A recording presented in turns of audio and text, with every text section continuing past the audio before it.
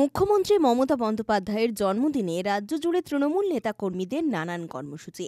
রাজ্যের বিভিন্ন জায়গার পাশাপাশি পূর্ব মেদিনীপুর জেলার তমলুকের তাম্রলিপ্ত পৌরসভার ১ নম্বর ওয়ার্ডে ওয়ার্ড কমিটির উদ্যোগে কেক কেটে জন্মদিন পালন করলেন তাম্রলিপ্ত পৌরসভার চেয়ারম্যান দীপেন্দ্র নারায়ণ রায় এবং ওয়ার্ডের কর্মীরা। কেক কাটার পাশাপাশি উপস্থিত সমস্ত মানুষদেরকে বিতরণ করা হয় লাড্ডু। আমাদের সকলের শ্রদ্ধা পশ্চিমবঙ্গের মাননীয় মুখ্যমন্ত্রী আমাদের নেত্রী মমতা বন্দ্যোপাধ্যায়ের আজকের ৭০তম জন্মদিন।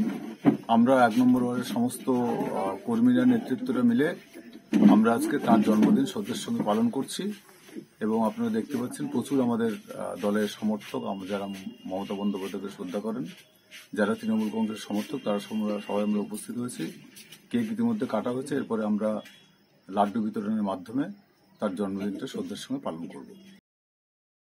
পুলক বেরার রিপোর্ট, খবর BCBS।